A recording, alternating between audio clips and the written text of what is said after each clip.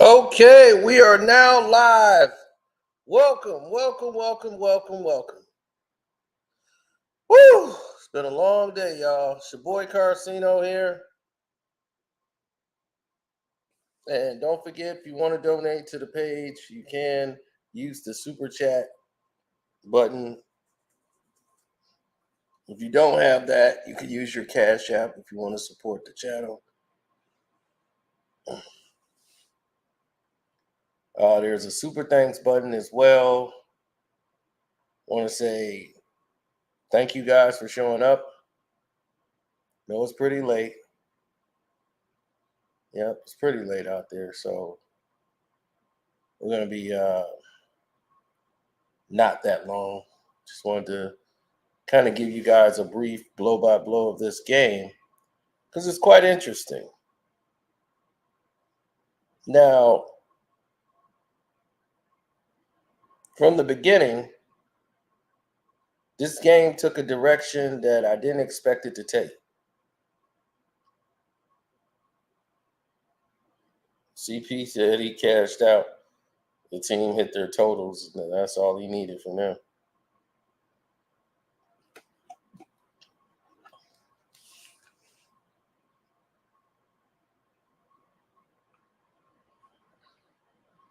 Well, let's take a look at the scenarios, okay? Before we start going into anything else, he said Portland got cheated in when the Lakers is out. The free throw differential was crazy. 25 fouls by Portland and only 11 for the Lakers. The Lakers had 68 points in the paint. So it proves, just like last year, the Lakers can win games without LeBron James. But defensively, though, they were getting back on defense. They were moving around. They looked like an entirely different team. Now, you can credit that to LeBron. You can credit that to anybody you want. But truth is truth.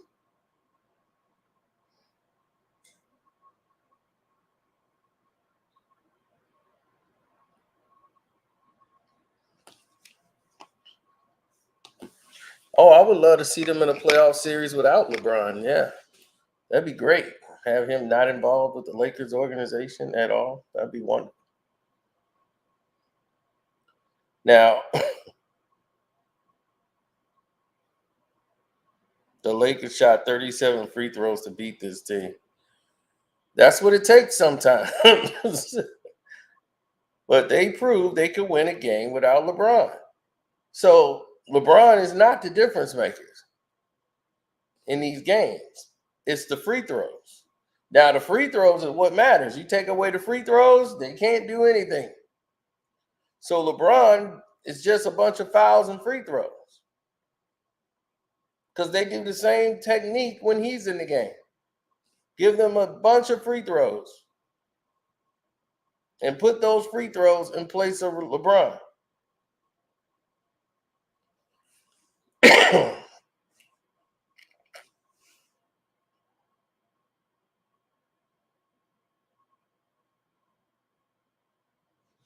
It's quite unhonorable, but as you can see, not something that's unachievable.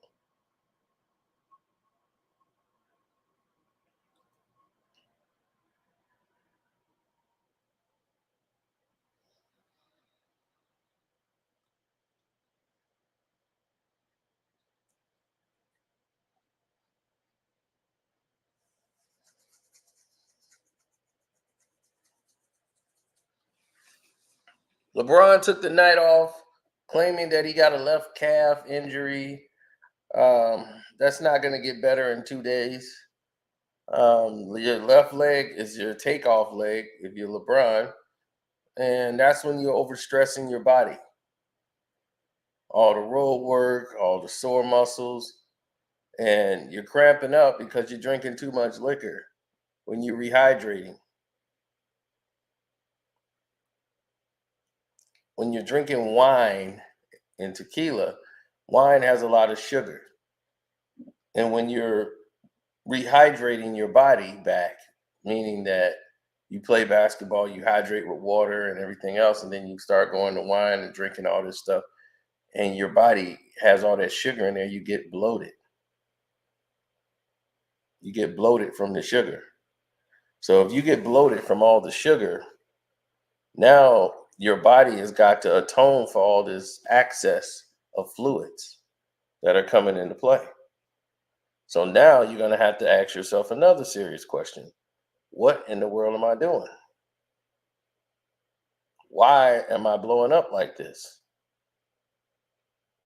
And then you start cramping because even though you're drinking water, you're getting a lot of blockage from all the sugar.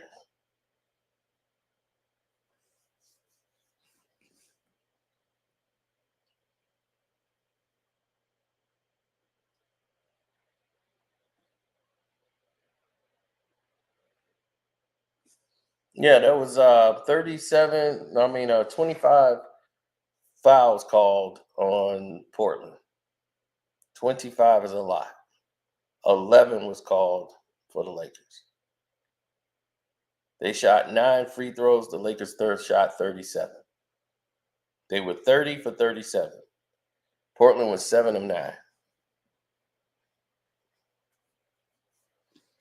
And we already know that corruption exists within basketball. I mean, we've seen it, like they carrying the Lakers because a Lakers fan is only going to see what's in front of their face.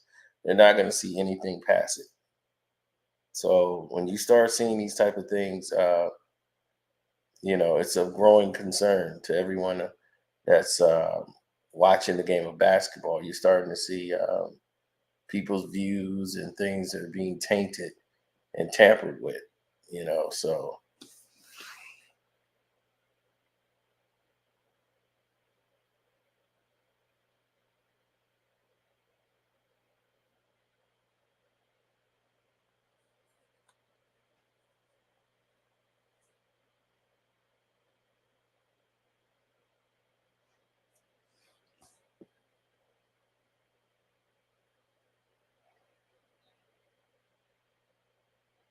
yeah, well, LeBron, if pineapple juice was served with some liquor, and that's right up his alley.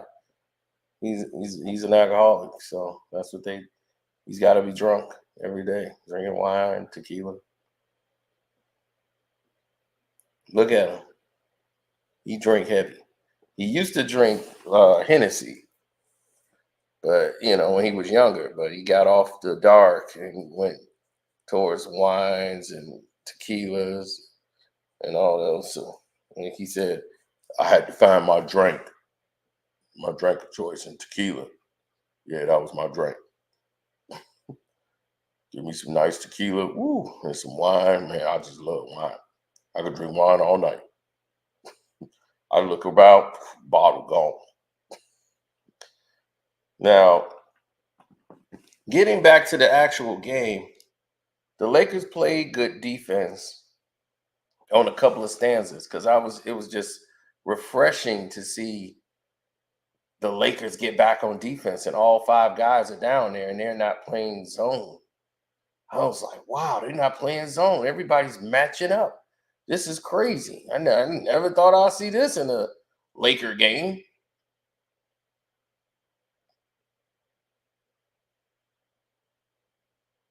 But you turn around and there it is.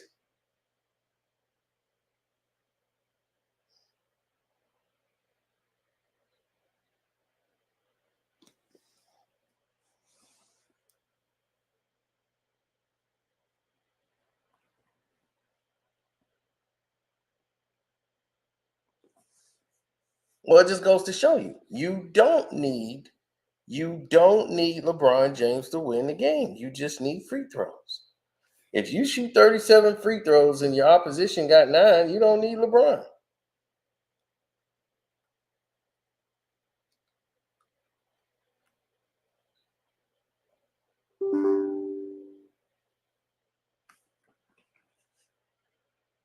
Oh, AD was on the floor about 4 or 5 times. I was cracking up.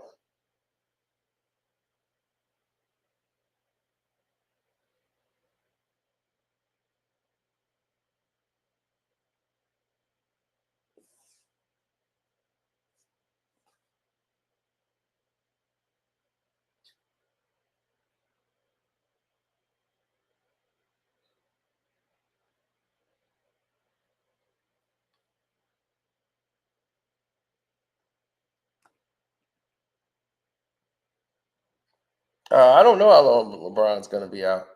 They didn't give a timetable on how long he's going to be gone, but I'm quite sure however long he's going to be out, they'll fix that.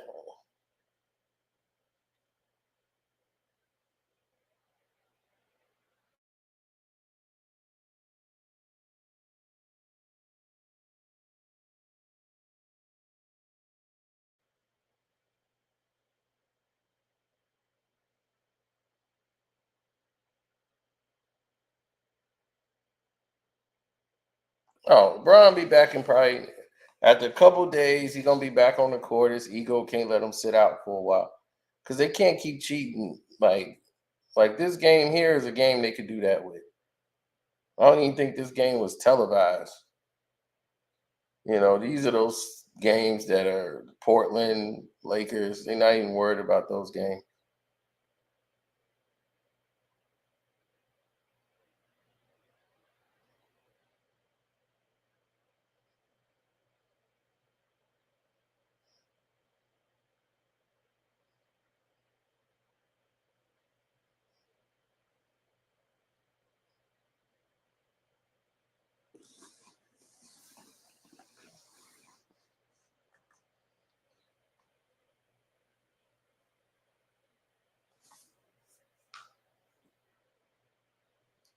I mean, when you're faced with decisions that you got to make, and in those decisions, you're facing with difficult situations.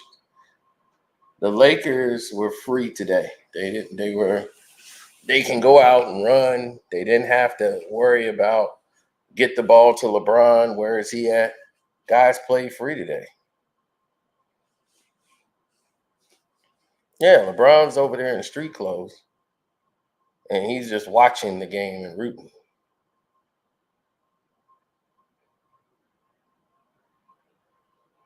The Lakers had five guys moving, and they weren't playing zone. That was very interesting. Portland made a great run. Lakers was up by like 13, and Portland made a hell of a run. Got back in the game, all these fouls and 3-point plays. It's just terrible, terrible officiating. I mean, if this is what the league is now, then people should just run because I don't see it getting any better.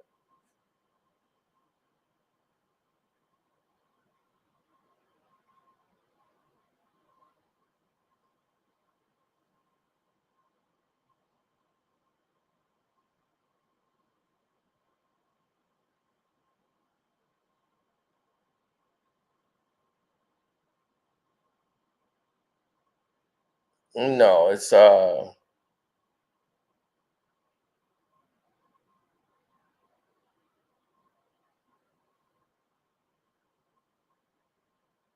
always been like a problem, but never probably at this level of being bad.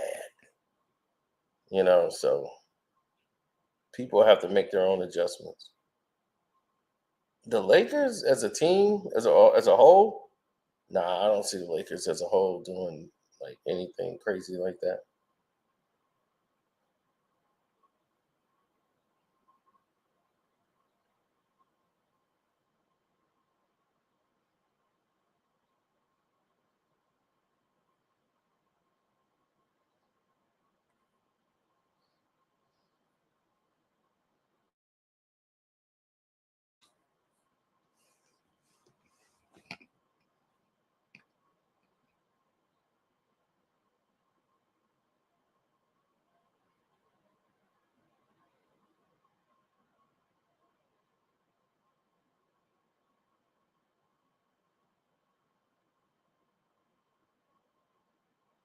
Yeah, you had guys attacking the basket, helping out, all of these things that normally should happen when LeBron's in the game. Like Teron Prince running down the ball, getting the ball. That was huge in the fourth quarter. With like 2 minutes to go, they ran to go get the ball.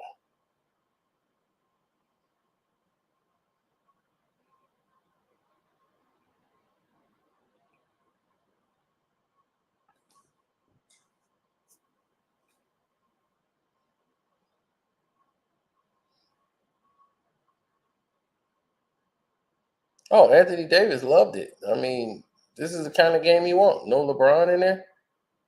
That's all he needs. What more would he want besides to have this, where he could just roam free and do what he want to do? He put up 30 and 13. No LeBron in his way. Cam Reddish put up 18. Hachimura did well. Reeves put up 18 off the bench. So I don't understand when there's no problem here.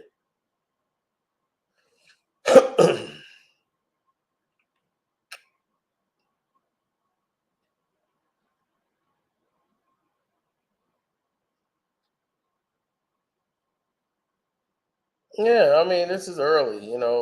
If he needs to take a load management day off and say his legs messed up, then there it is.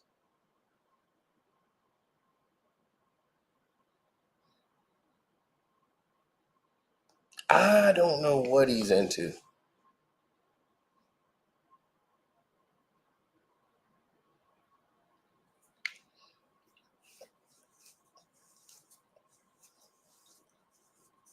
I can just tell you that,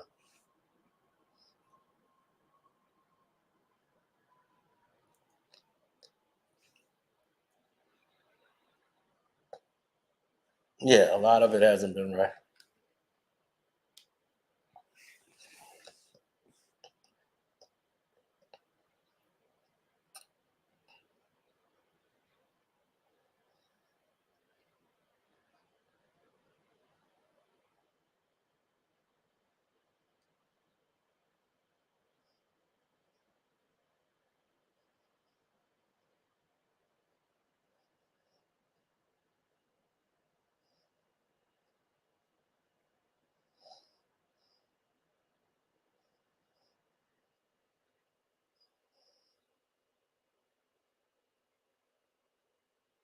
I would never understand for the life of me why he went for three. Kawhi Leonard gave it to James Harden. That Clipper game was crazy.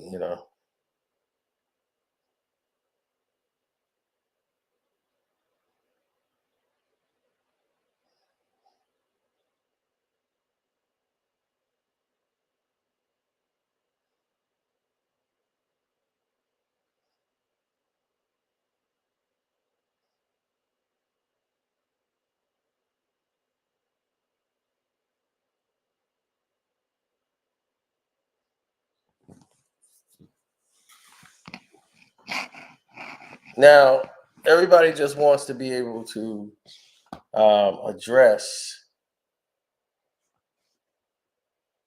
and go after all of these different entertainers and athletes and things of that nature, right? They want to be able to go after these people and tell them what is what. And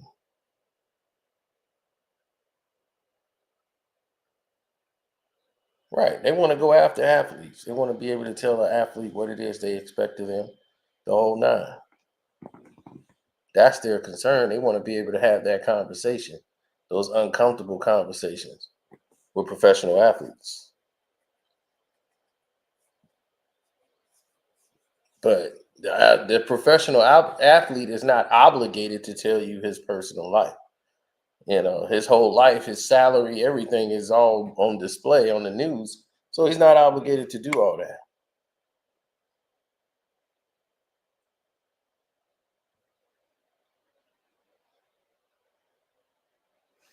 No.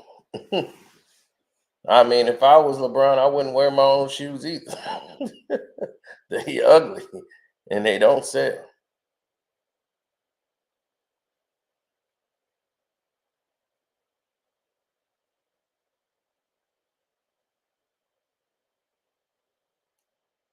Have you always noticed that when the Lakers win and LeBron and AD play, they both sit out there together and do their press conference?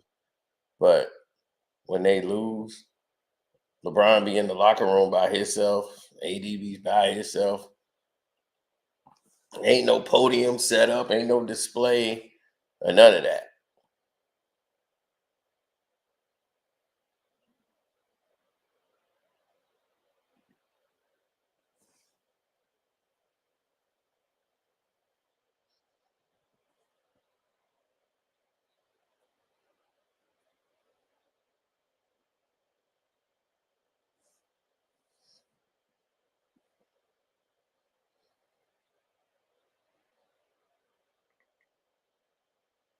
Well, it's a lot of decisions about that. So I'm quite sure there's a lot that needs to be made and that's going to be made. That's in the near future coming up. So,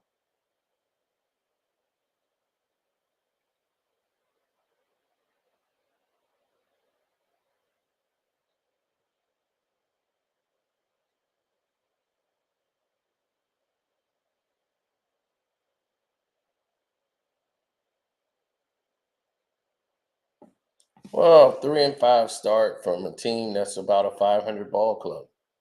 I told you going into the season, the Lakers are a 500 ball club. They made it to the Western Conference. That was bullshit. In order for this team to make it there, they got to shoot 37 free throws, and another team got to have like 9.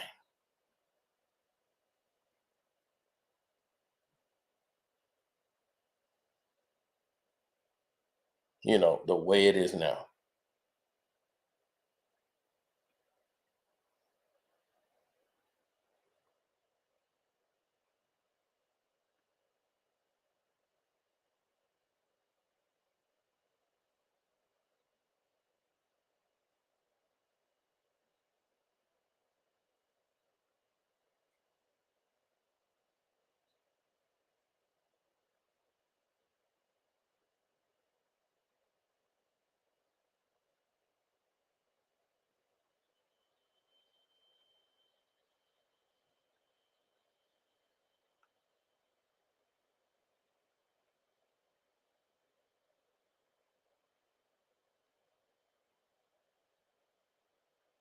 hmm a lot of these guys are going to point the finger and say this person did it or that person did it. There's a lot of problems that are ensuing.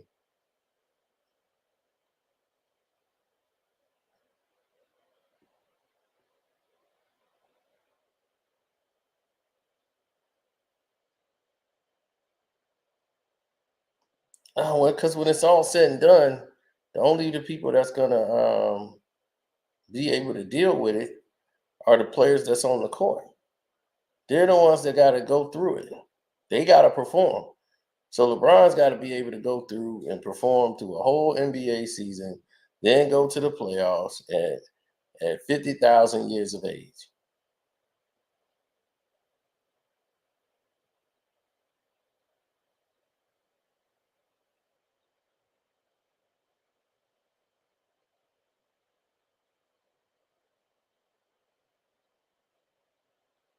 Playing with LeBron is like a one season thing, right? They had Dwight Howard, Carmelo Anthony, Russell Westbrook, Rondo, and the only person still there is AD and LeBron, right? That team didn't even make the playoffs.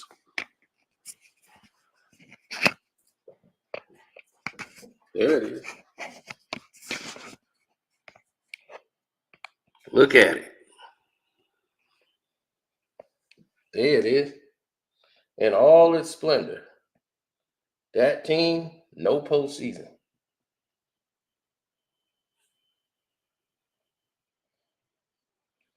How? Your two main pieces here, they like brittle water. Brittle. These guys was trying to hold it together. This dude was doing some activities that we ain't gonna talk about. We don't want to know what's going on and where he laying his wood. So this team here didn't even make it to the postseason. All this help for LeBron.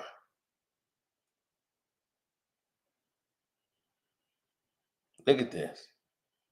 Every year he gets to pick out all these talented players and put it on the team, but he's supposed to be great. I don't see it. Y'all math is off. I don't know how y'all get these numbers.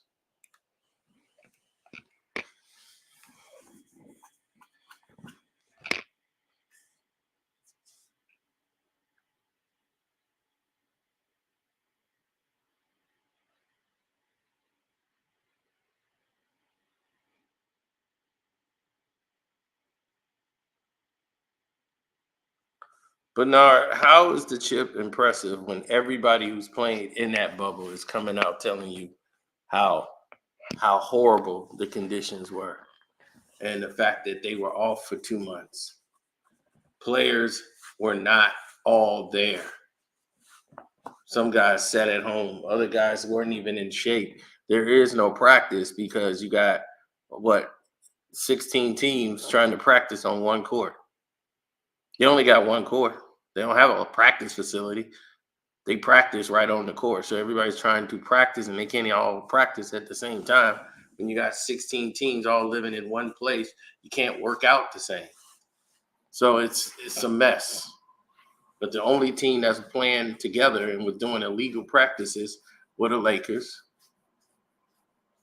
LeBron was inviting people over for dinner at his house, and they were running scrimmages and stuff at his house.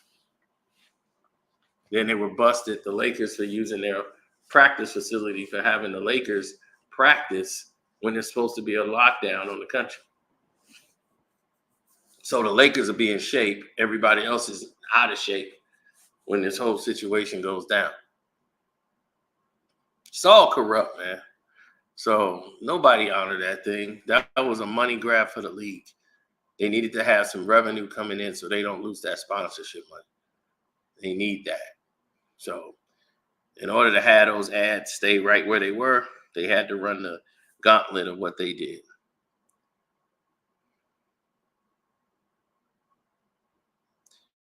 The dinner part was a lie.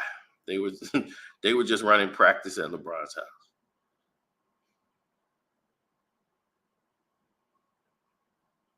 LeBron James never cheated, never fake retired, never had a gambling problem either. I can keep going. MJ doesn't like blacks and invest in more prisons to house us in.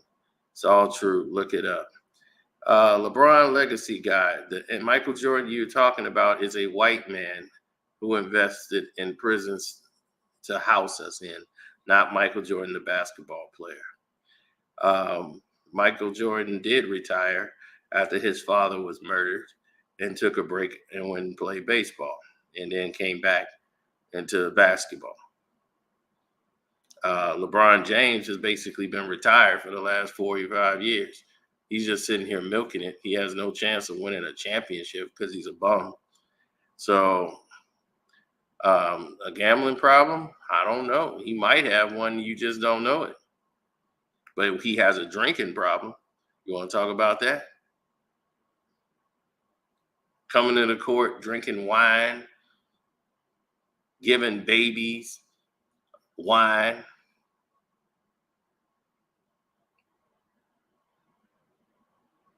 Oh, I can keep going too. So instead of saying, look it up, you need to get your information correct. So LeBron legacy is what?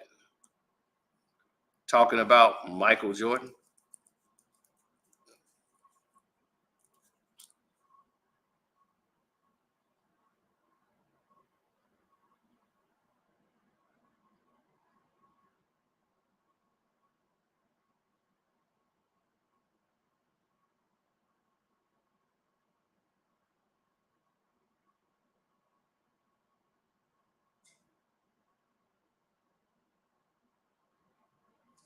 He's just not better than Mike. Damn. Exactly. He definitely ain't that, but he ain't better than a lot of people. A lot of people. Hell, on this whole list, he probably right there with Dwight Howard. We got Rondo, Anthony Davis, Russ, Melo, Dwight Howard. Hell, LeBron probably the weakest one on this damn list. Now that I'm looking at it.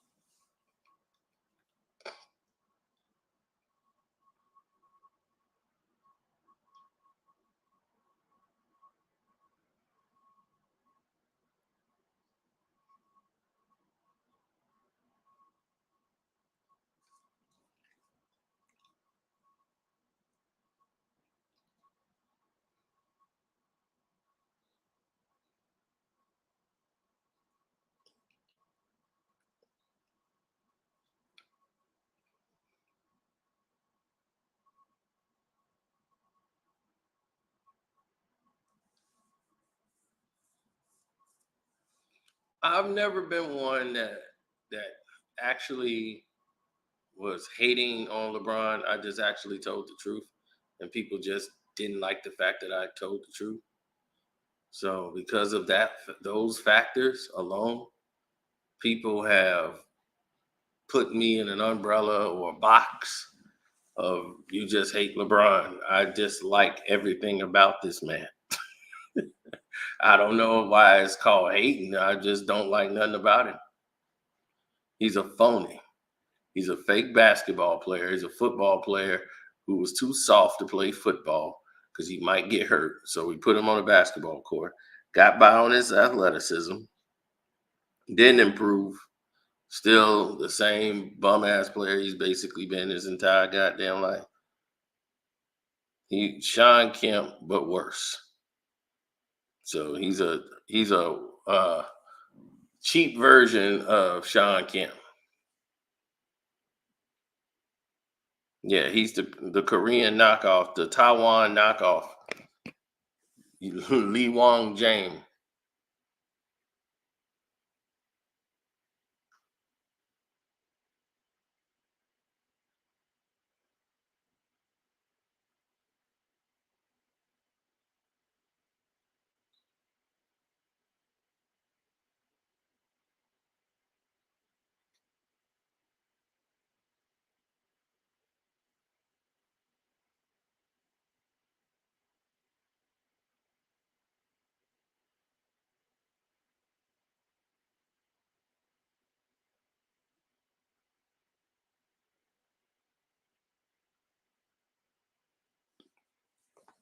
I know. Tell me about it, right? So yeah,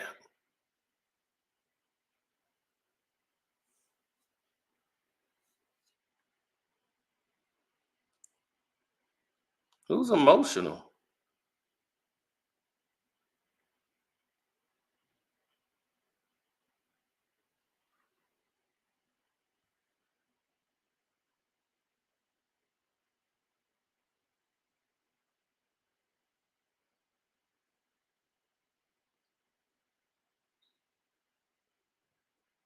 Who's emotional? What are they talking about?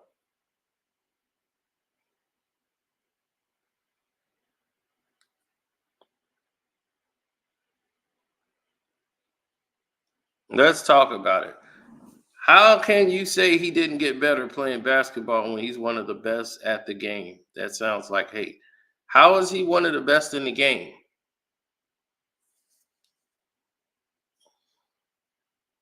Tell me. How is he one of the best in the game? Are you saying that because the TV told you that? Or are you saying that because he is? If you say things over and over and over enough, some people will start to believe it.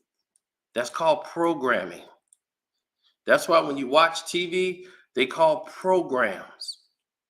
Why they call them programs? Because they're programming your mind. The person that's watching it is being programmed by it.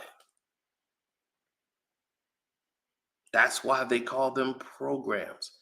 Television programs. We start calling them shows. They don't call them shows. They call them programs.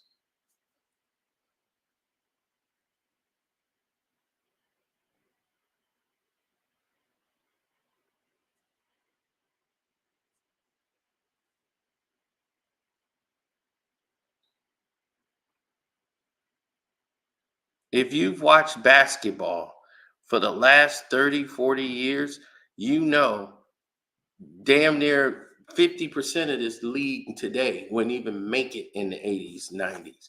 They would be eliminated. Most of these guys that are playing have no basketball skills whatsoever. They have pure athleticism, and they're in the NBA. Let that sink in.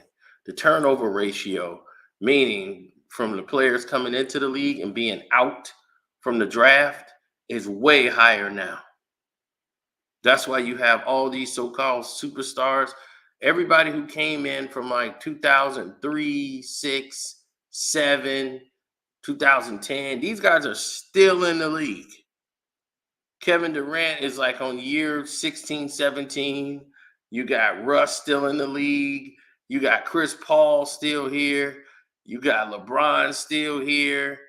All of these guys have been playing massive amount of years. And why is that? Because you have not had a lot of successful players come up in the new ranks that could take over the game or take over this mantle that they got in place to be the stars of the league. You had some talented players, but some of them needed developing, but that talent development is not consistent anymore. This is what Kobe Bryant was talking about with AAU and how it sucked. He came here to Chicago and Naperville, Illinois. When he came to play the Chicago Bulls, he came here to the AAU tournament. Walked in there with my boy Q, and Kobe came there and he saw it and he knew AAU was doomed. He's like, they're not learning the game. When he came up, it was different. You were being taught the game of basketball. Now, all the teachers are gone. All of those guys have passed on. And what you have now is a bunch of fanboys who are fans of basketball and they got some money and they want to be a coach. They want to coach AAU so they can be important. Or their son play. And they want to coach their son.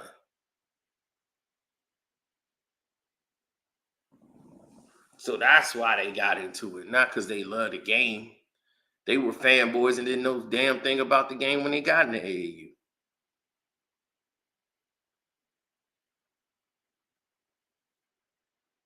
I knew when they was changing the game because they were scared when Michael Jordan left in 94 after the finals and they had the lowest attendance rate. They were scared.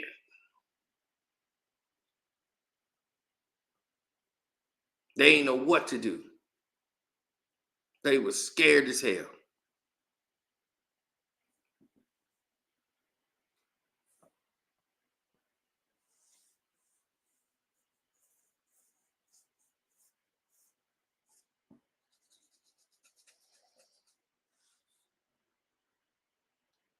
Oh, it was incredible. Once that happened, they were scared as hell because Michael Jordan up and retired and left. So the new superstar that they was finna have, and that was gonna be the dynasty in the NBA, was gonna be the Orlando Magic.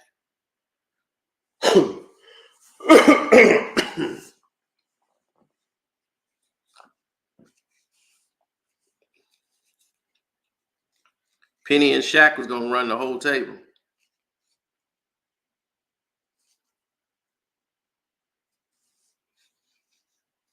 In 95, they caught everybody off guard, D.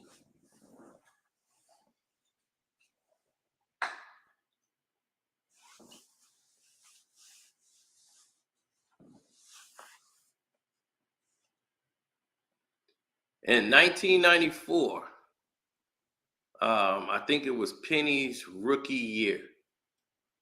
Michael Jordan was coming out the league. So he didn't get to play against Chris Webber. He didn't play against Penny, none of those guys. He played against Penny, well, he played with Penny. He played Chris Webber back when they was training for the Dream Team and they was in college.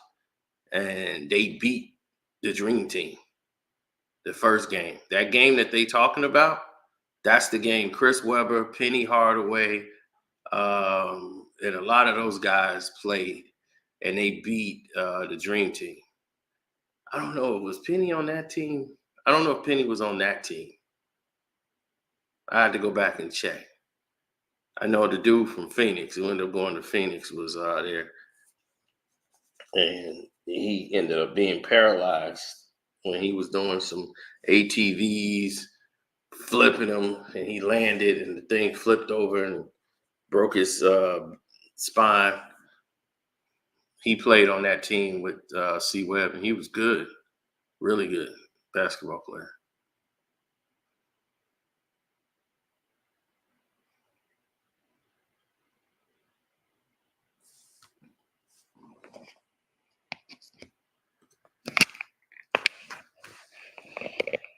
Um,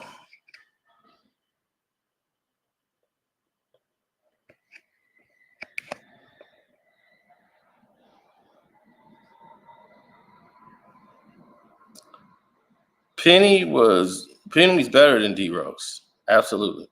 Uh, D Rose is as great as he is. D Rose he did not have his shooting touch. He wasn't a great shooter yet when he came in the league. He was mostly explosive game. Like he was going up against giants. So he was exciting to watch. To watch Derrick Rose play. My cousin hung out with him, used to play 2K. And I'm just like, man, this kid is like, this guy's the same age as my cousin. They hung out together. Yeah. So it was crazy. They'll be playing NBA 2K in the living room, and him and D Rose, it's just like weird. Going to Simeon, you go from high school and then boom, like number one pick in the draft. You go into the number one pick, Chicago Bulls. They take you with the number one pick in the draft. Then you get rookie of the year. He actually should have been MVP his rookie year because he was in the conversation when he got rookie of the year. He was in the MVP conversation. But the Bulls wasn't winning enough games, they were saying. But Derrick Rose damn near was a two-time MVP back to back because his first year, that was like MVP year. Then he came back, his MVP year was just so incredible. How far that team would have went with Derrick Rose if he didn't get hurt. Derrick got hurt towards the end of the year. He rushed himself back before for the playoffs. The first game, they were up 20. They didn't need Derrick Rose in the game anymore. They should have just took him out. And they kept him out there. And they were saying, man, if it didn't happen in game one, it probably was going to happen in game two.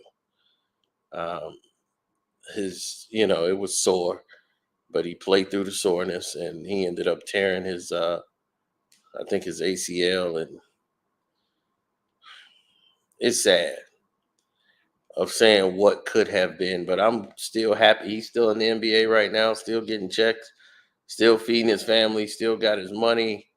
So Derrick's had an extraordinary career when most players don't have, the type of career that Derrick Rose had and still be in the game. You see somebody like who had the talent and they just was plagued with injuries.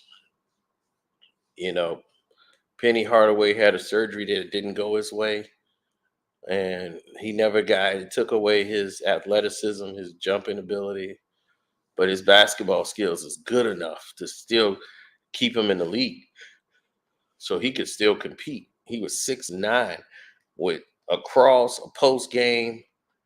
He could pass. He was incredible. He was a playmaker. See, that was the difference from him. He's a playmaker. He can make plays with his passes.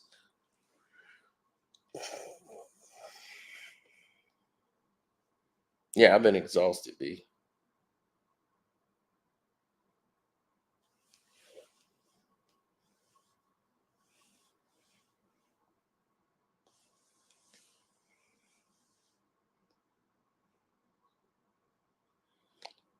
Cleveland with nobody took them to the championship first or second year.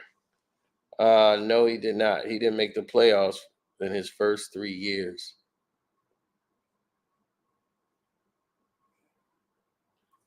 I think that was his fourth or fifth year. They got him to the finals to give him the exposure, where he got beat by a 19-year-old Tony Parker.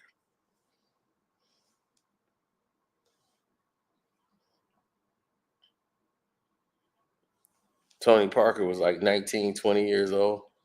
Came in and got MVP of the NBA Finals against LeBron James. You couldn't stop Tony Parker. Damn. Thought you were the king. King James. So come on, let's talk about it. Let's talk about it. Said he took them to the championship in his first and second year. He got 3 rings, scoring title, all that with major pressure.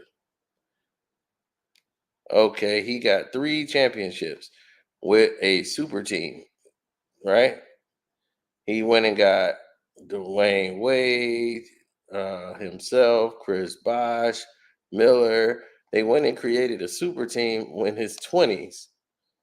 He's 25 years old. That was the only way he could win a championship, was to create a super team, right? And they underachieved. They went to the finals 4 times and they went 2-2. And they lost to teams that they should have beaten. They should have beaten the Spurs, right? They almost lost to the Spurs twice. Spurs were old. And y'all should have beat them twice. Ray Allen had to hit the shot, not your bum. Ray Allen had to save him because their bum was choking. Go watch the game. And the 3-1 comeback when everybody got hurt, and then they came back and Kyrie Irving had to hit the shot because your guy don't have it down the stretch.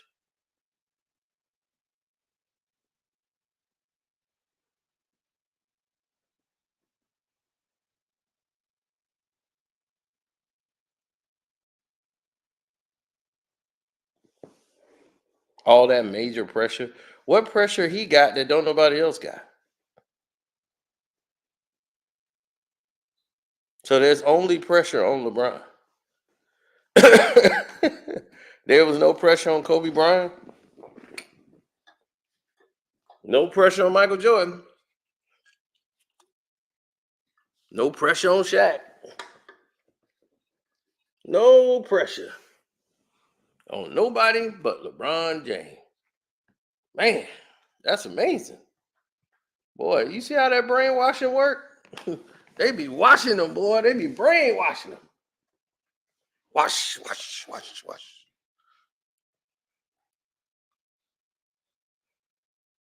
All this help. And this bum is 3-9 in NBA Finals.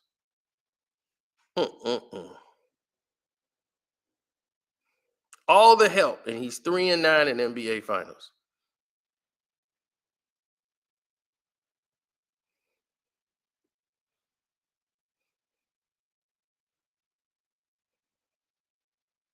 After the 89-90 league changed the rules that benefit Michael Jordan's success because he couldn't get past undersized bums. No, he couldn't get past the best team in basketball history, the Detroit Pistons, buddy. What you mean undersized bums? No, he went up against greatness. And that's why he was losing. And yes, he did go up and complain like a punk, just like LeBron. You see, here's your problem with your program, King Trey, and let's talk about it. And all of you other people here who are LeBron addicts. Here's the misinformation that your program seems to sell you because you watch so many of these programs. Your brain is programmed to believe that I believe Michael Jordan is the greatest player of all time. That's what you are assuming of me. Because you love LeBron so much, you don't say nothing about LeBron. You too busy tearing down Michael Jordan. That's your only defense for LeBron, is tearing down Michael Jordan. That's how they programmed your brain. You ain't even asked me, do I believe Michael Jordan is the greatest of all time? And if you know me, ain't no goddamn way Michael Jordan is the greatest of all time. So you've already messed up that argument because you assumed that I'm saying Jordan is the greatest of all time. But I'm going to tell you this, he's up there.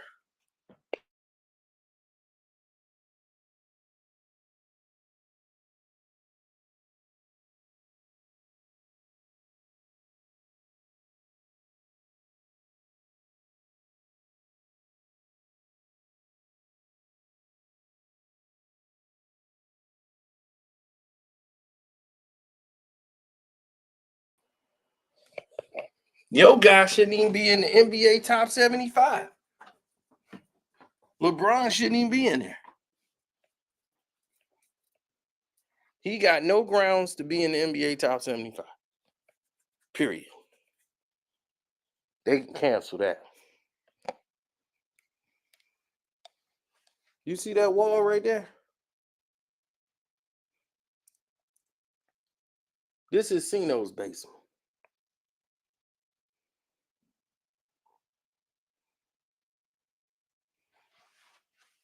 Do you think I believe Michael Jordan is the greatest player of all time? Do you see Michael Jordan on my goddamn wall? Do you see what I got here? That's greatness. That's the best to ever do it. This is the, you can't name a Hall of Fame backcourt. A drafted Hall of Fame backcourt. You ain't gonna see another one since Steph and Klay. That's it. Steph and Klay. That'll be the Hall of Fame backcourt that go in. And not since them have you seen another. 2 Hall of Fame. 2 championships when the whole league is against you.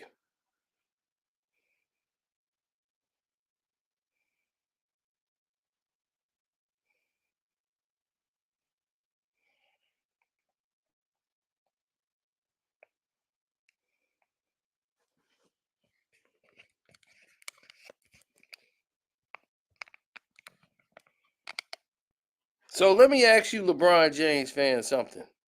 Why y'all never come in the panel? We dropped the link. You can come up here and talk. You want to come up here and talk? There's the link. Y'all want to get down? Let's get down. There's the link. Come on in. See, I'm tired of waking the sheep. Look at that. What that say? I'd rather gather the lions. It's time to gather the lions. You see that? We tired of trying to wake the sheep. It's time to gather them lions. Look at that. It's time to gather the lions, man. I'm tired of trying to wake these sheep.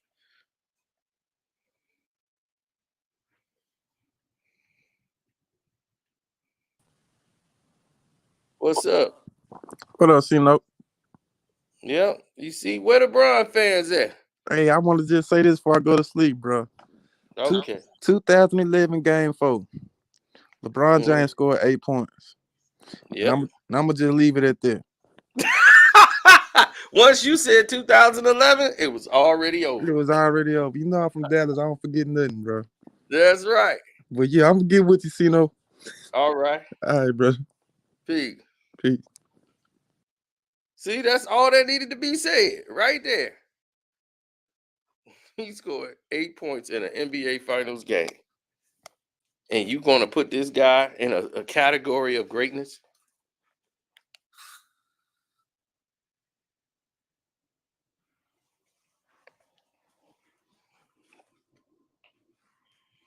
How dare you? They ain't going to step up. Where you at, King Trey? King Trey, take the link. What do you say? All you're going to do is overtalk just to prove your point. No, I don't. I let people talk all the time. Hey, Hey, what's up? I just want to remind everybody that LeBron is a bum, and he is not in the top 10. So all these clowns on here talking crazy. Top They need to 20, shut that. top 50, top 75, top 100. Nope. Not basketball. You know, I work graveyard shift. I'm at Oh, work yeah. right now. Oh, I know it. But yeah, I just had to, remind everybody on the chat that Yeah, you LeBron be in is that bathroom. You be in the bathroom on the phone. oh no, well, most a lot of times I do be in the bathroom. I ain't gonna lie. Yeah, I know. We seen you in there before. That's why I'm like, they gonna come in there in the stall. I'm like, don't get fired, man. Yeah. Don't get fired. But yeah, I just want to remind everybody, LeBron is a bum, and just remind everybody who he is. That's all I got to say. I'll see you later. All right. That's Jamaica in the house. See? King Trey no.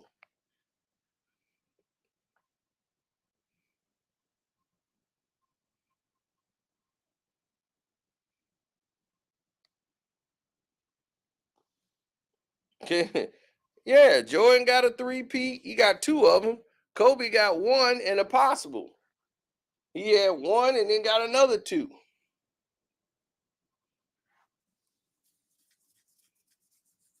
What D Wade said? He was like, man, Kobe just won his 5th. I said, no, man, we got to team up. We can't stop. We got to stop this.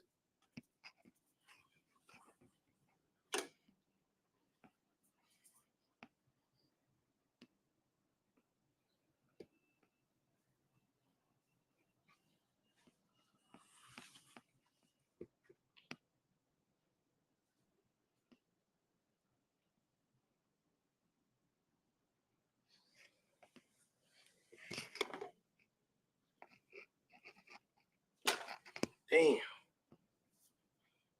I gotta come in here and fumigate. Get all these spiders out of here, man.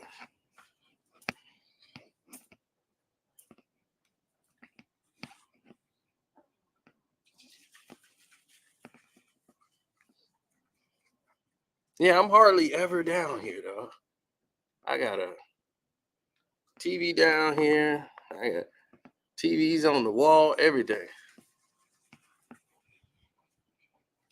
I know some of y'all didn't know Cino crib this big. And they be telling y'all Cino broke. Cino ain't got this. Cino ain't. I mean, a wise man told me, don't argue with fools. So that's what I'm going to do. Not argue with fools.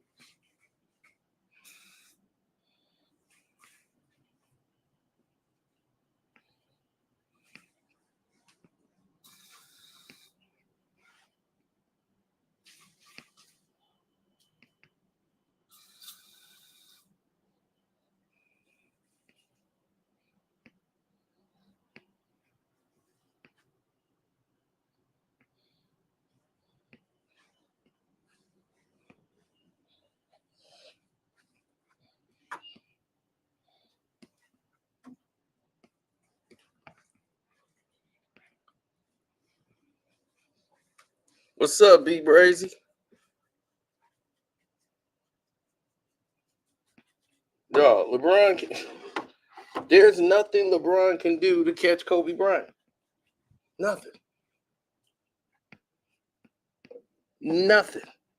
He will never be Kobe Bryant level. And you probably say, well, why won't he make Kobe Bryant level?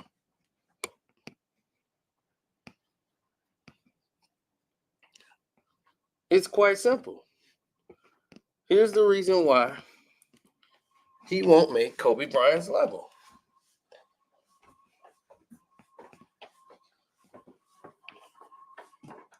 It's already done. His failures have outweighed his successes. 6 NBA finals. Him walking out on his team, quitting games, mentally shutting down. They got to question your heart. Do LeBron have it in his heart? You can never be mentioned with the greats if they got to question your heart. If they got to ask, what makes this guy tick? Why he always quit?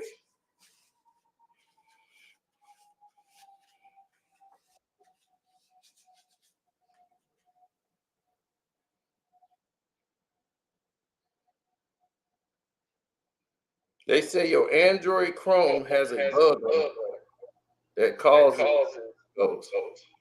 Google is working to fix it. For now, please ask your guest to wear a headphone to avoid echo or use a different browser. We also informed your guests. So they already told you this. What's up, Carcino? What's up? Did they already tell you this message? Nah, man. Nah, man. I'm just now reading it.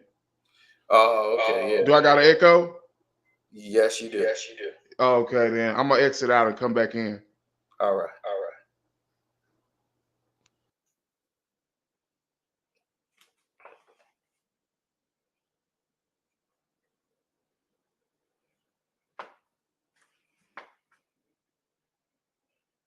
He said, I know it won't happen. I'm trolling. The bronze sexuals in the chat. Trying to fish them out. They quiet. Yeah, they came in and talking for a little bit, but that's what they do. They type talk. Then they run and hide. We drop the link so they can pop up and talk. Come tell me about LeBron. Y'all supposed to defend him, right? Y'all know y'all king, right? Why don't y'all come defend your king? We open the floor. Come on down. They don't want to come on down. They don't want that smoke. They don't want that smoke.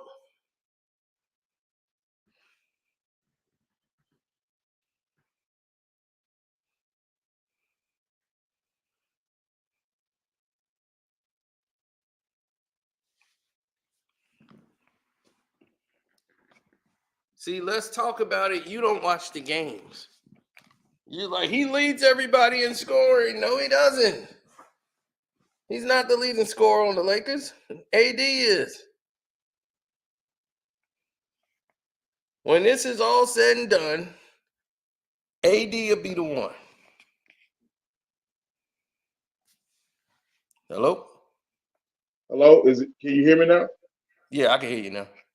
All right, what's up, man? How's it going? I've been a long time fan, long time listening, man. All right. I just want to go ahead and say that so, I've been watching basketball for like the last 14 plus years, man. I have never seen, and I've also done my research. I've also studied the 80s, I've also studied the 90s, I've studied the legends of the past. And I've never before have ever seen such a front running ass dude like this clown right here, man. I've never seen nobody like dude has like what are you doing? Like, come on, man. Like you show no real sportsmanship, no real leadership. Everybody seems to get the blame when you lose, but you seem to take all the credit when you win. And basketball is a team game. Like it doesn't really matter how many points you score, how many rebounds, how many assists. Everybody has a specific job to do. And this guy denies his teammates of doing their job. He takes away from them. And he's stagnant and he limits them. And then at the same time, you want to blame them when things don't go your way. You so passive aggressive. It just don't make any sense to me. Like is this what am I watching? What are we all watching here, man? We watching an egomaniac. An egomaniac at work. He's a narcissist of a human being. So the thing that they did is they spoiled him. He's like a spoiled child. LeBron was put with a white family, and just so he could go to St. Mary's High School. I didn't That's know not that. even in his district. Yeah, he lived with a white family. They took him out of his mom's house and put him in residence in a white people's house so that he can go to, say he's in the school district, so he can go to St. Mary's. That's how he ended up going there. Because he couldn't go. He would have to go to the school in his area. St. Mary's ain't in Akron. Wow. So, yeah, he wouldn't have been able to go to St. Mary's Academy. He had to stay with this white family who's like cool with the whole situation. They know they was like boosters. So LeBron, like that was his first time around white people. He was like, man, I would just not say anything, to these. They were like, you can come eat dinner with us. And he was like, just come eat, be quiet. He just stay in his room. He never really consorted with him. He's like, that was the first time I really was around white people. in my So you whole got life. And I was so living that's with him. what so that's like the basketball equivalent of the blind side. Yeah, exactly. LeBron was blindside too. And they put him over there to help St. Mary.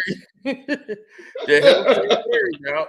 And they wanted to put him on there because since 15, they was grooming LeBron to go to the NBA. The NBA was like, oh yeah, this guy, he's gonna be a talent. We got to protect him.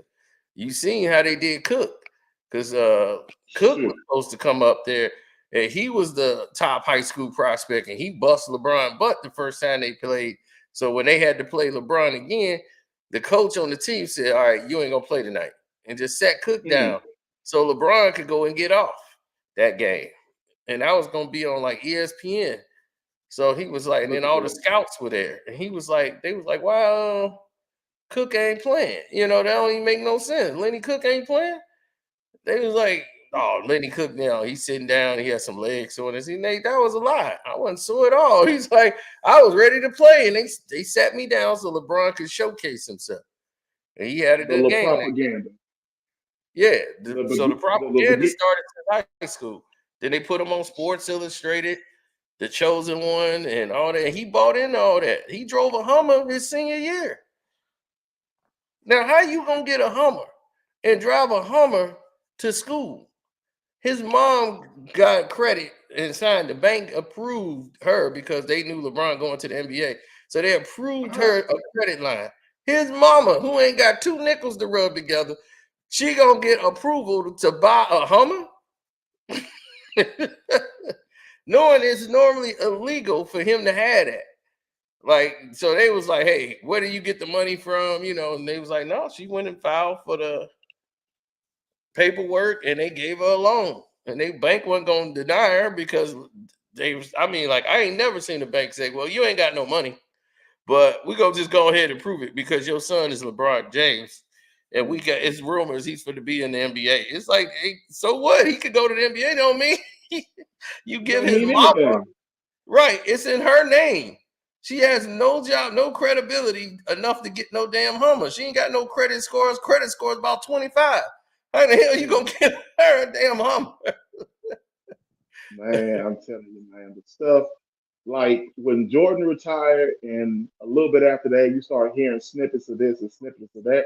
It's gonna be the same thing with this dude, but just more of it. It's gonna be even worse because listen, you think you got the chokehold on the media, you think you can just control everybody, like which he does. Like, come on, man, Clutch Sports is working 24/7 around the clock. I wouldn't be surprised if some of them ain't in the chat right now. Come on, man, he listening. You can't Oh, tell me to do. he's been listening. Yeah, he's been listening to me. Like, he's had people come up here like that know him, that know Rich Paul and all those guys. Like, they've been aware of me for years. Like, he's done so much sabotage to my channel and everything, man. It's like I gotta fight every day just so people could see the video. Like right now, like the Mhm. views is all screwed up right now because they keep sabotaging the channel, knocking it down. Anytime we talk about LeBron or the Lakers, here they come knocking down the views, everything. It's getting so ridiculous that That's people how don't even simple it is. understand. Yeah, they don't even understand what they doing half of the time. Mm-mm. And I'm like, y'all messing it up trying to protect these people. It's like you make it worse because when you go out of your mind and go out of your way to try to sabotage anybody, like you just making it bigger because you're making what they saying real. Now, because you going out there, so it's like, okay, this must be some truth to what's going on because you guys are sabotaging. I show people the magnet, the actually magnet ball that's inside the basketball. We just I showed them that. believe it. We showed, yeah, and then we showed them what Wilson said. They don't even hide it. It's in the specs of the basketball. They tell you the NBA basketball. You go buy one at the store, and on the line they tell you the specs of the ball and about the ball, and it says this is like the NBA, the closest you're going to get to an NBA ball. NBA professional basketball that's licensed to the NBA, they have different specifications and digital technology. Digital technology in a basketball. I'm like, what digital technology do you need in a basketball, in the NBA basketball? To That help right bums there. win. What kind of digital technology do you need inside of an NBA basketball? Right then and there, Wilson took over for Spalding about 3 years ago, about 3-4 years ago, and came out with this new ball. Spalding has been the NBA ball for since they existed. And just 3 years ago, y'all want to go with this new ball about Wilson. Wilson basketballs are known for having microchips in them. They have a thing where you can go on your app and track your shots with this chip they got inside of a ball. Wilson creates all that. So they have those basketballs. And since we've been seeing this ball, you've seen a lot of wackiness. You've seen balls hang on the rim, then fall in. You've seen the Draymond Green free throw shot. It just stuck up there. He shot the free throw and it just stayed there and defied the laws of gravity. I've seen that. Right. I seen them where they would take the shots and the ball would hit the backboard, and it just some reason it would stay. Once it hit the backboard, it would stay at the top of the backboard and wouldn't move or wobble at all. And that was like, and I'm looking at it and I'm like, come on, man! Like, is it like it has to be some kind of force that cause it to stay there? And I'm like, is no, come on, with all that friction, all that momentum, you telling me it's not bouncing around? Because I remember you used to watch the 80s and 90s balls and stuff. Like once they hit the backboard, they're jumping off 3 and 4 locations at a time before they ultimately land on the ground. But these balls, it's technology designed to help a bum win. It really is. It's to help a bum win and to keep money flowing in.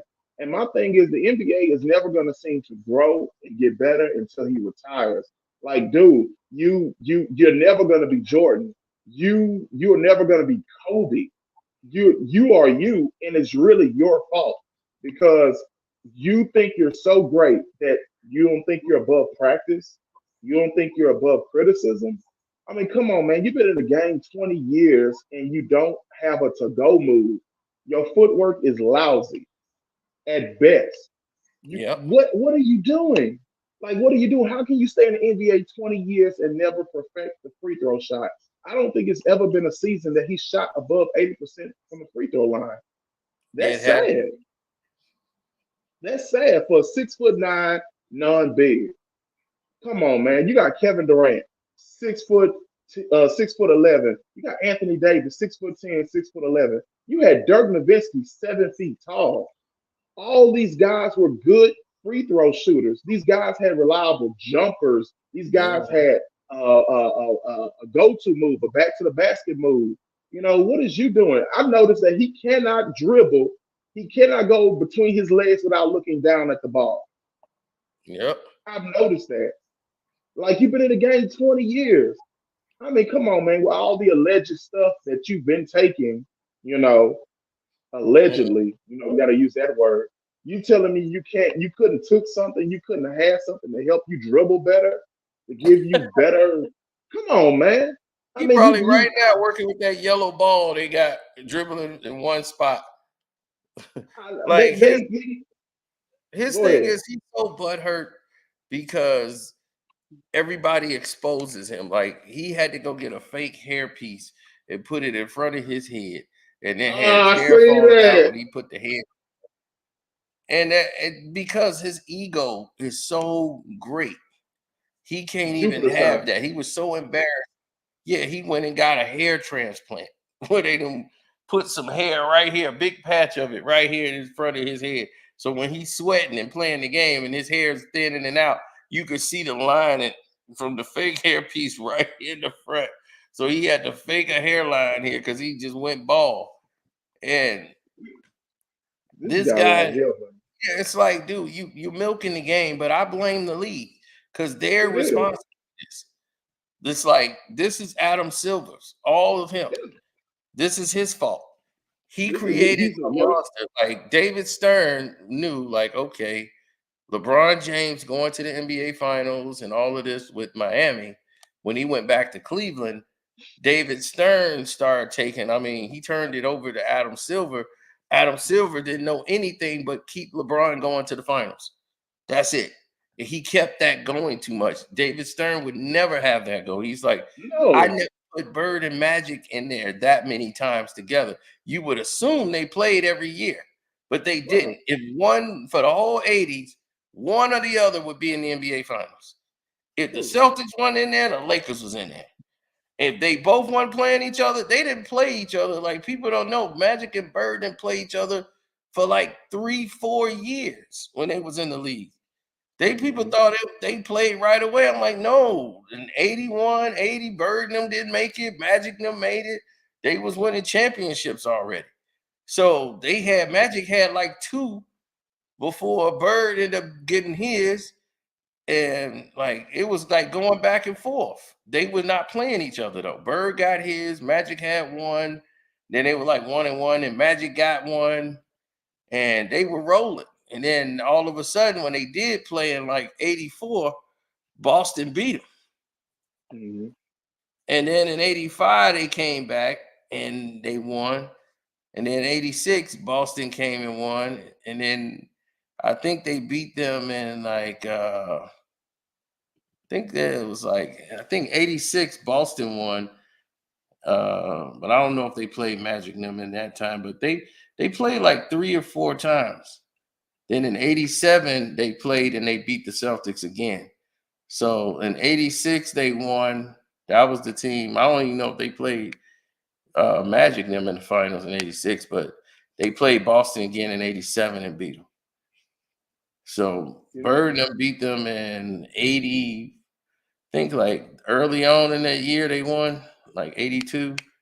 No, like 84. They won in 84. They won the title in 86. And the first time they won a title, it won against Magic. So they won 1 time against Magic, really. And that was in 84 when it was Tragic Magic and all that. So when they went and did all that, they played each other like sparingly. They didn't go back to back every year. Adam Silver got there.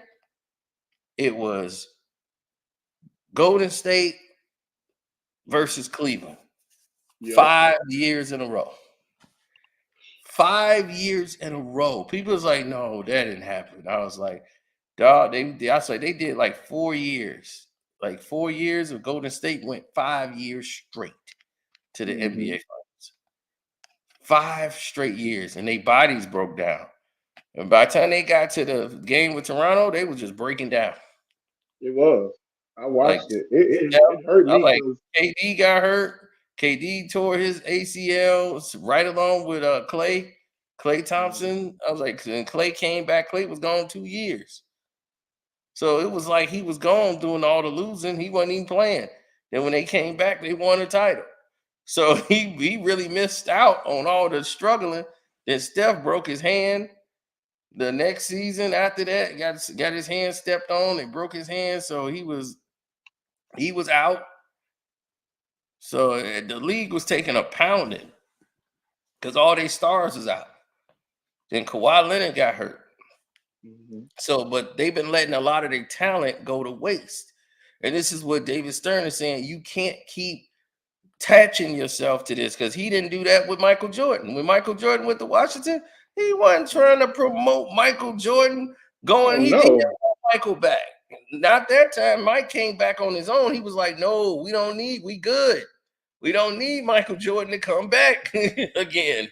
What he did with the Bulls when he hit that final shot, that was it. Like, we're past the Michael Jordan era now. We going into something new. We got stars in the league now. We got young stars here. We got Kobe. We got Shaq.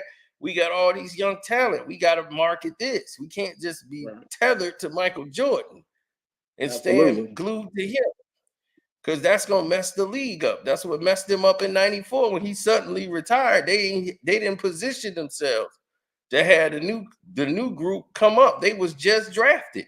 Penny, Chris Webber, all them, they was just coming in the league. Grant Hill, Jason Kidd, that whole group was just coming into the NBA. They were going to take that to the next level. So all your young talent now that you've been neglecting is getting old. You neglected the Hardens. You neglected the Russell Westbrooks. You neglected all of this talent, the one they had in Boston. Like all those guys are getting older now. Right. Joel Embiid, these guys should have been battling in finals. You putting all this attention over there to these older guys who are holding on to these spots way too long. Way too Like long. Paul George, all these guys, like these dudes have been around like 15 years. Where are the guys from 5 years? Right. Where's your talent from 5 years ago? That's why I keep saying this era is like one of the softest eras ever because your young talent couldn't develop to become stars because these guys are in the way. These guys don't want to go nowhere. They want to still stay there for like 20 years, 30 years. Chris Paul in his 20th year. All these dudes, I'm like, dude, what is going on here? People playing 21, 22 years. This game was designed that you were supposed to be out by 12 or 11 years. The average NBA years back then for superstars was 10. Right. I was like 10, 11, 12. Isaiah played 13 years. Mike played about 13 years. He played about 13, 14 years. He took 2 breaks. So I'm like, look, you weren't designed to play that many years. You got to get out because it's wear and tear on your body. Plus, you can't be running with these 19, 20-year-olds. Yeah, SGA. It's stagnation. Right. Years. We wasted SGA's best years. Right. And why? Because we gotta be catered and tethered to this guy. The Sacramento Kings got a great team, but we can't really focus on them because we gotta be tethered to this LeBron James and what's happening with the Lakers. And the way the media, and what was that Adam Silver saying? He didn't like the way the media was covering the NBA. He said something about them need to be more informed and educated. And I'm like, informed and educated. I'm like, y'all are basically controlling these people like strings on a puppet. They can't say what they really want to say. Otherwise, they'll be blackballed and removed and shunned from view. Because if it doesn't go along with the scripted narrative that y'all want, then what use is there for them to be on? Like, I don't watch ESPN anymore. I don't watch FS1 anymore. It's the same stuff all the time. Like when Skip and Shannon, it was the same 3 topics: LeBron, Cowboys, Tom Brady. LeBron, Cowboys, Tom Brady. I'm like, I'm tired of hearing about LeBron. I'm tired of hearing about Tom Brady. I'm tired of hearing about the Cowboys. Can we talk about something else? And I remember in 2019 when LeBron had that so-called groin injury, they were forced to talk about other teams. They started talking about Joel Embiid and the 76ers with Ben Simmons and Jimmy Butler. They were talking about Jason Tatum and Jaylen Brown. They were talking about, well, the true face of the league in Steph Curry and the Warriors more often.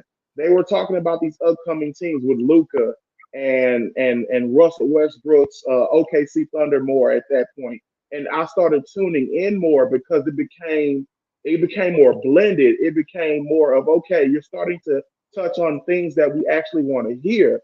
And then you bring this bum, this dinosaur, this completely rotten, toxic fossil that you don't seem to understand. More people dislike him than like him, and you're only making it worse. Like, it's like being force-fed. We don't want to keep being force-fed a bunch of stuff that we no longer have a taste for. I honestly believe after 2018, he should have retired. That was the point where I believe he really should have retired, but he didn't. You're right. To keep it going. 2018, 2019, around that time, he should have been gone. He should have went to the Lakers. He should have been gone. He should have had probably 1 year with the Lakers. Once he got hurt, that should have been the end of it. That should have been the end of it. He could have. His ego won't let it go, but his ego won't let it go. But he should have been gone. But that's all I wanted to come in and really discuss with you. Like I said, it's my first time calling in and stuff, and like you really have a broad perspective. Like they want to say you hating, let them say that. Like these LeBron fans, that I call them internet hoes. That's just really what they are. Like you're never gonna be brave enough to get on the panel. You're never gonna be like, if you're gonna talk your crap through the chat, then get on the panel and at least say it so we can hear it. Like we're never going to try to change your opinion. We're not really trying to do that. But at least you can do is get a broader perspective on the game. Like instead of watching sports highlights on YouTube and thinking you know about the NBA, how about you do your history? How about you learn? How about you actually investigate into what we're trying to tell you? Like if you want him to be your favorite player, that's fine.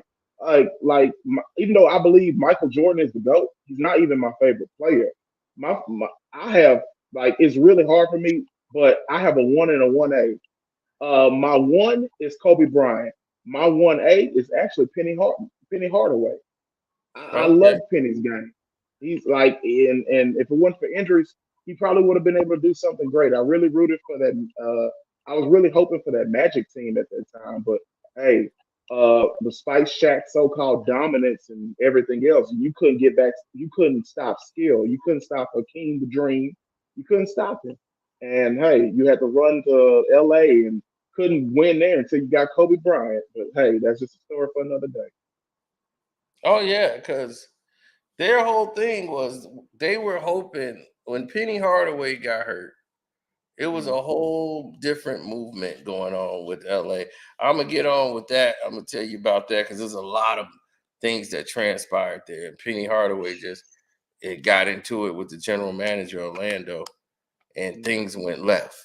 And it was actually the second knee injury that really did him in, and that happened like in Phoenix.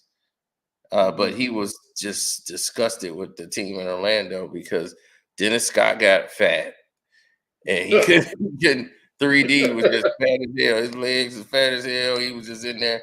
And he basically was on the team because he was buddy with Shaq. He just said it. Like, I knew this guy was gonna be the superstar of the league. I'm like, yo, I'm gonna be buddy with him.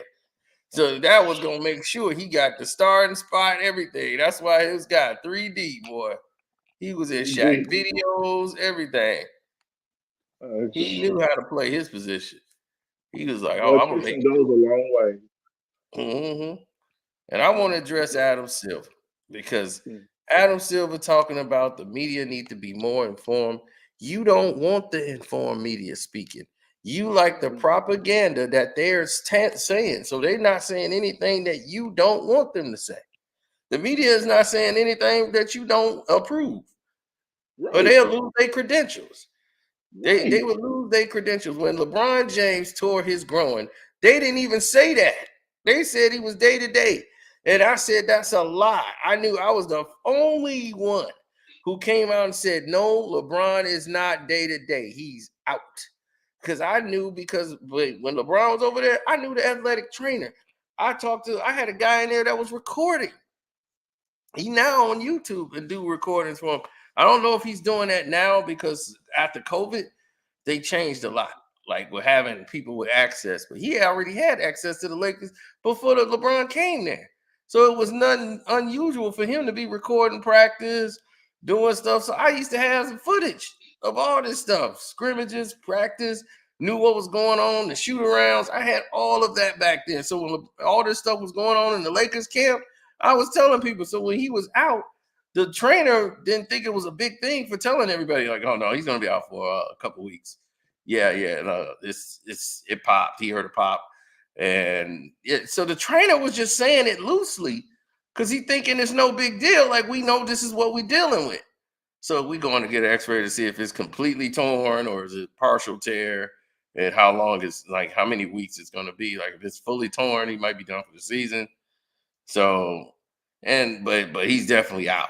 Ain't no dead. But the Lakers put out, oh, LeBron is day to day because they didn't want anybody not to buy tickets. Mm. They didn't want anybody not. I'm like, you deceiving the fans now. Like LeBron might play today. It's like you can't do that. Now you deceiving the fans who paid their money because they're gonna be like, oh man, I'm selling this ticket then. I don't want this. Mm-mm. It's So I don't know what Adam Silver talking about unless that he Jeannie addressing Buss. me. That Jeannie Buss. I not sexist, not misogynistic or anything like that. Honestly, I'm not. But come on, lady, like you had talent. You had actual talent on that team.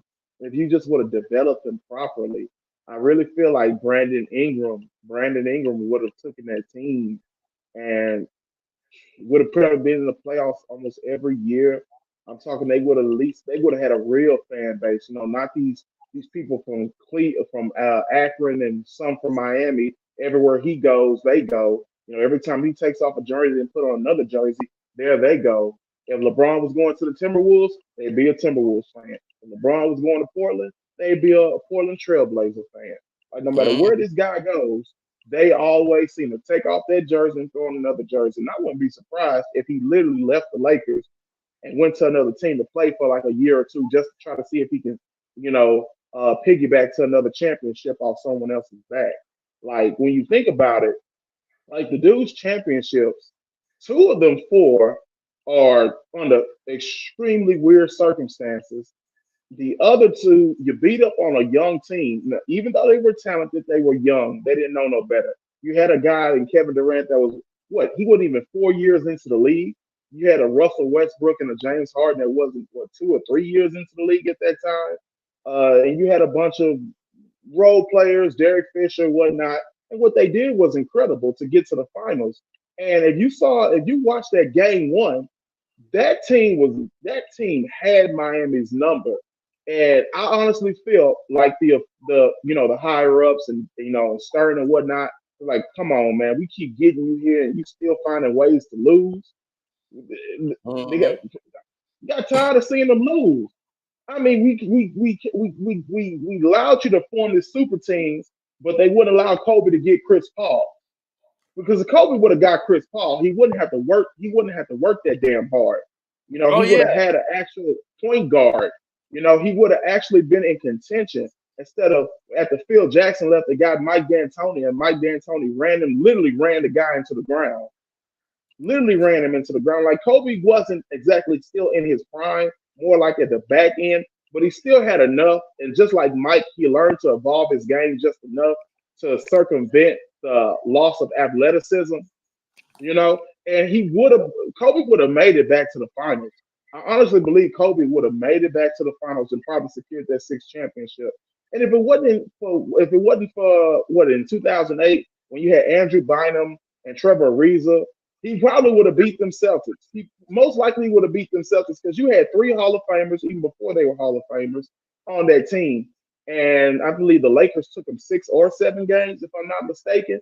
You had Kevin Garnett, Ray Allen, Paul Pierce. You had a up and coming Rondo. You had a still trash Kendrick Perkins, less trash than what he is now. And that you allowed a 6'6", 6'7" shooting guard to run y'all 6 and 7 games. And some of those games he had wasn't even all time his best games. It just goes to show you, 1, skill, 2, coaching. They would have had it. Kobe would have had it. And even though he probably would have had that 6th championship, I still wouldn't have put him over Mike because I still look at I have to still look at the overall accolades. I still have to look at how you did. And even though they want to give Shaq so much credit for that first repeat, it wasn't really him. Like Shaq roller coasted his way to those finals while Kobe was putting everybody on his back in that second and that third year of that three-peat. When what he was doing against Portland, what he was doing against Sacramento, when he had that 48, I think he had like 48 and 16, the 16 rebound game. I remember that Kobe, you could tell like he was the next one. He was that true heir apparent. And if it wasn't what happened with Colorado, I honestly feel like the league at that time, like, okay, look, we gotta do something quick. Like with all this allegations coming out in the press and the media, and when LeBron's coming in and stuff, they went ahead and went towards LeBron. Like, look, he's a fresh face, he's a fresh start. He doesn't have any of these labels on him, these allegations and stuff like that. And they pretty much shunned Kobe, and Kobe had to fight tooth and nail to get the respect that he had. And they still to this day try to diminish that man. Like, you don't understand. There's no NBA. I think he was 9-time All Defense, if I'm not mistaken. I don't think he had a top 75 player in that 3-year run he had in 08, 09, and 010. Even though he did have Paul Gasol, and I'm not going to diminish Paul Gasol whatsoever because he was a really good player. But to go through what he went through with the Phoenix, we still had Phoenix Suns You still had at the time the Dallas Mavericks with Dirk Nowitzki. You still had it was called the Wicked West for a reason. I've Yep. never seen a Western Conference in those 10 plus years that had the level of skill and grit and determination that they had. Like you could never put LeBron in that conference at that time. He would have came out. He wouldn't have survived San Antonio. He wouldn't have survived LA. He wouldn't have survived the Phoenix Suns. He wouldn't survive the Dallas Mavericks. I mean, I can go on and on the teams he wouldn't survive. He wouldn't. I don't even think he would survive the Yao Ming Tracy McGrady Rockets. And I live in Houston, and they couldn't get out the first round. As much as I had my T Mac jersey, I rooted for him. I'm like, he's the one. We gave up on Steve Francis, which I didn't want him to, but they went ahead and made that trade for Steve Francis. Okay, we got T Mac. Okay, and I see what Orlando T Mac did. I'm like, okay, maybe we got a shot, and we got this 7-foot guy from China. And okay, you put this together with this guy, this small forward, this center. Okay, we can make this happen. We couldn't even get out the first round. We couldn't get out the first round. I said, the hell with this. I can't keep doing this. Yeah, that was terrible. But they purposely was doing that to Yao Ming. And even the ref that was Donnelly was in there. So before they had microchips on the ball, they were controlling the game by calls.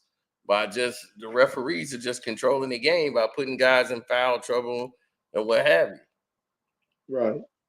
Same thing they did with Dylan Brooks in that Rockets game that went on, I believe, this week, where he had LeBron's number. I don't care what these LeBron fans say. You had to wait till the guy get out the game in order for you to go in there and stat pad, because he loves stats. Like that's his way of showing that, hey, I believe that's why I believe I'm the GOAT, because of these stats and stuff. Dude, you didn't have double-digit points until they took Dylan Brooks out the game, and then you want to go in and stat pad and get he was trying to go for like 20, 22 points, and then he was going to sit it down. I believe he just got that 16 to 18. He was like, all right, I got my double digits, because he wants to keep that streak going. I remember a couple of years ago when he had got injured by that I think it's that Hill guy, if I'm not mistaken. I believe that's what his name is. He would not leave out that game until he had double-digit points. I believe he had 7. He played all the way until he shot that corner 3, and then once he got that 3, and all right, I'm done. All right, I got my double digit. That just goes to show. And here's the thing: is nobody even looked at that as a record. Like, when has anybody? That record did not even exist, because it's not even a record. That's like some ESPN made up stat. It's like most games with a double points. It's like, who? That was never even a stat. Right. It's like, who cares? Like, Michael Jordan's streak was broken this. There was never a streak. When Mike didn't score double digits, they never brought that stat up. Nobody ever, there was never a stat ever until they just thought of something. They just make up stats for LeBron. Like, most points on a Tuesday night, not since I'm like, this is the craziest things ever. LeBron is averaging the most points on a Tuesday. He must love Tuesdays. I'm like, Jesus Christ, this is just nuts. The most dribbles that an NBA player has ever had on a Friday night. Oh my God, what are we watching? I'm like, come on, man. 15 points off 2 dribbles. The most person to do that, the next person is Klay Thompson with less dribbles. Like, man, this is nuts. This is sad and pathetic. What I was showing everybody there is that I got all the NBA Finals games on stream with the NBA packet. Y'all should go back and watch these old games. The old NBA Finals, they got all of them from 1990 to right now. And man, oh man, boy, I've been enjoying it. And I'm like watching the Pistons right now in the finals with the Portland Trailblazers, 1990. Oh, I know every play of this finals. Every play. I'm like, man, this is crazy. I know every play. I remember when this happened. I know the sets. And I'm looking at the way they played the game now. LeBron couldn't survive this type of game. He couldn't. No, it's way too physical. He cried now contact. And they was like, man, I'm like, yeah, you guys are more athletic now. Got those athletic builds, but these guys is in better shape. They just better. They could drink, smoke a cigarette, and still run 40 and 94 minutes or whatever, 34 minutes, and got more endurance than y'all. They just don't. Their bodies don't look like it. They don't look like they all look like they came from a Ken doll.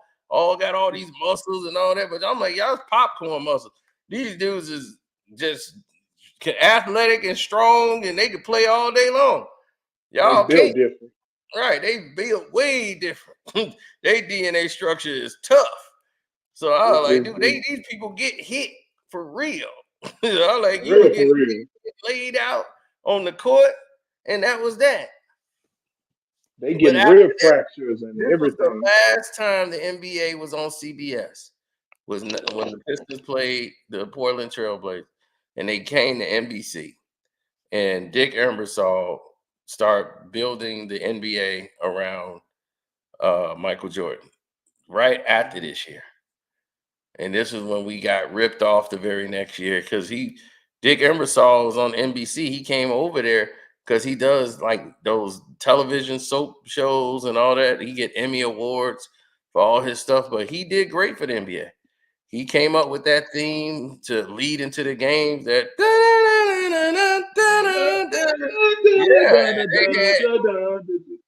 it was like a show. I'm like, man, they used to get you hyped Saturday morning. I was like, man, Saturday afternoon. I was like, man, Dick Ebersol had that working to perfection. They don't have any of that now to get you hyped. They just cut right to the game. Oh, right. Yeah, well, the game is it's not a show no more, but he ran it like a theater. Dick Ebersol said, you guys are playing this thing as a sport. This is not a sport. This is a show. He's like, what? And like, because David Stern didn't understand what in the world is he talking about. He's like, this is a show. He's like, no, you're not getting this. Michael Jordan is your protagonist. Your antagonist is not the Detroit Pistons. It's every other team in the league. They're trying to stop the heroes. Michael Jordan, his Chicago Bulls. They're the heroes. They're your protagonists. And all of these antagonists are trying to stop them. They're the villains. I'm like, Dick Ebersol is running all this down for David Stern. Like, you're running this like it's a sport. No. The Bulls and Michael Jordan is what you need to be marketing. That guy is marketable. So we're going to put, he's on the Wheaties box. Michael Jordan was on every commercial. He brought the NBA to $1 billion. LeBron didn't do a damn thing. He just ate off Michael Jordan. Because the whole thing is Michael Jordan brought Nike to the NBA. Mm-hmm. Michael Jordan brought Gatorade. True. Their drink was Coca-Cola. That was the NBA's drink, was Coca-Cola. And then Michael Jordan was with Coca-Cola. And he brought Gatorade. They did a deal with Michael Jordan. Next thing you know, Gatorade did a whole deal with the entire NBA.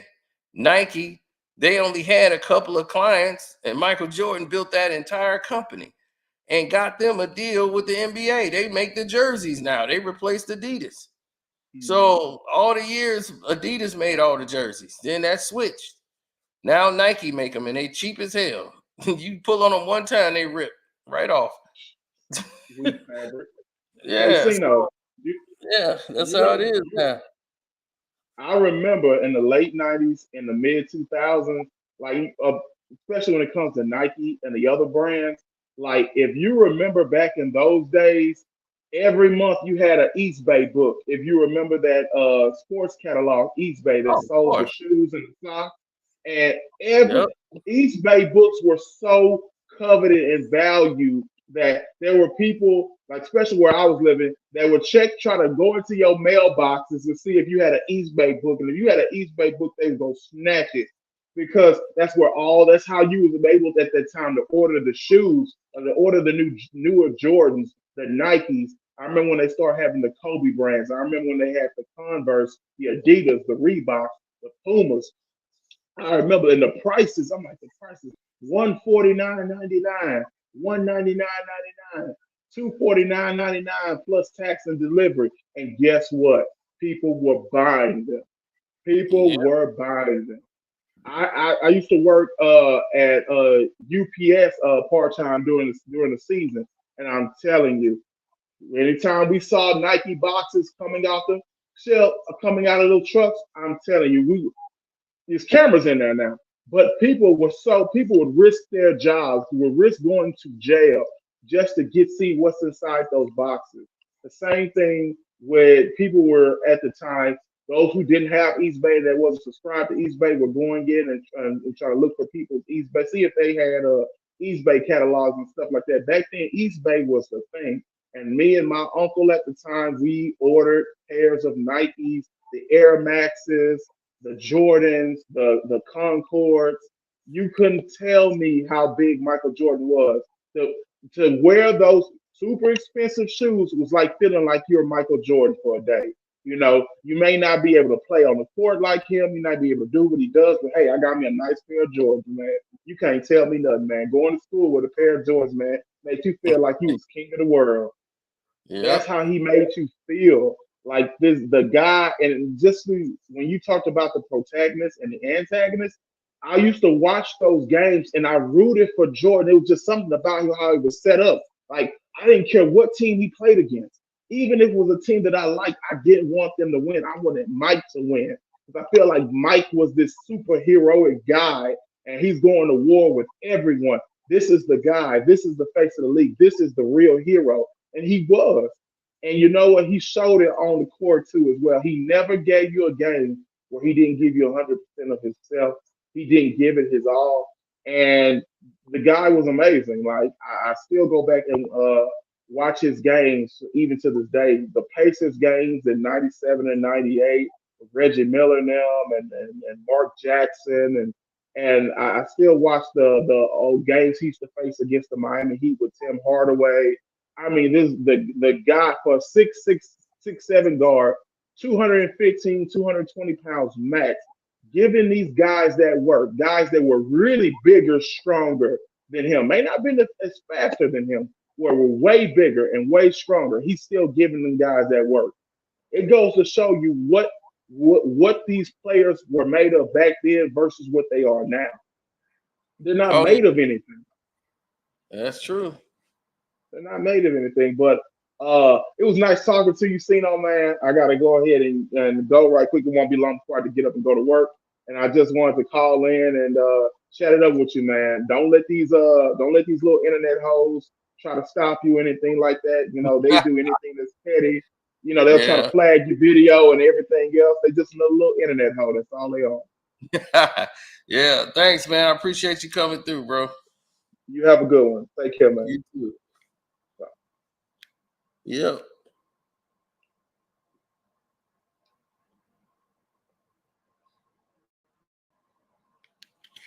Wow, man. That's great. Somebody that loves basketball and passionate about the game. You know, watching the 1990 NBA Finals. Yet again, watching the greatest player of all time put on the most amazing performance in finals history. Portland should have won this series. They just didn't know how to win.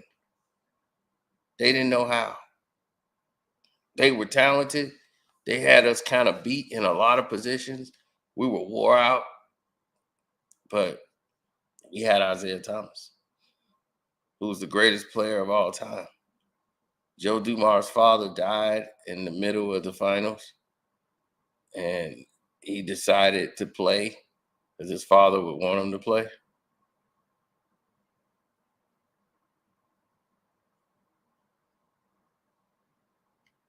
And it was his best game he had. And his father was already dead and gone. And he didn't even know it. His wife said, "Don't tell him till after the game." So the coach knew, and Isaiah knew. She said, "Don't tell Joe till after the game. Let him play the game and then let him know." So he played game 3 and didn't know his father had died. So after the game, he didn't come to the podium for an interview because, you know, Isaiah had to come up there because he had his best game in game 3. And he hit a shot that he threw way up at the last second because the clock was running out, and it was all net. And it was like, your dad threw that one in.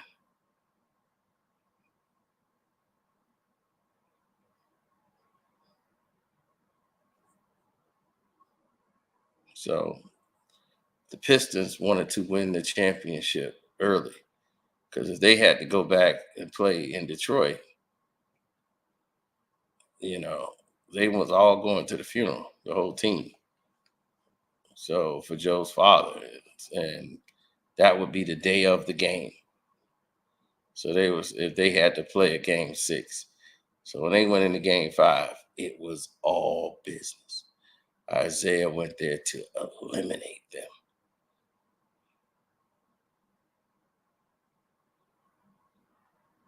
Isaiah had a finals record for 3-point shooting in that series. I think he shot like almost 70 or 80% from 3.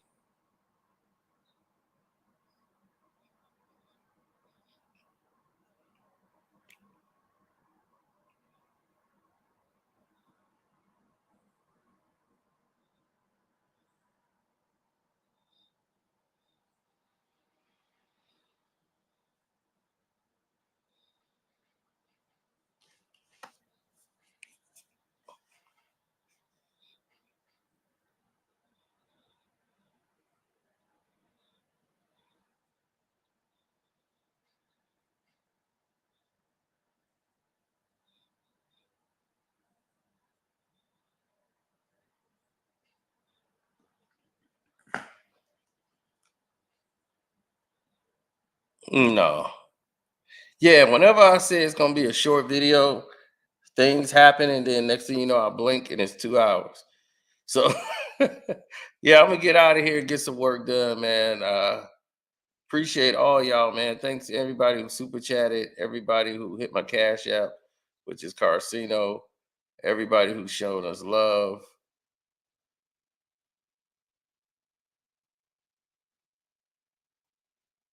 Yes, definitely go to the Patreon, the Carcino for Life Patreon.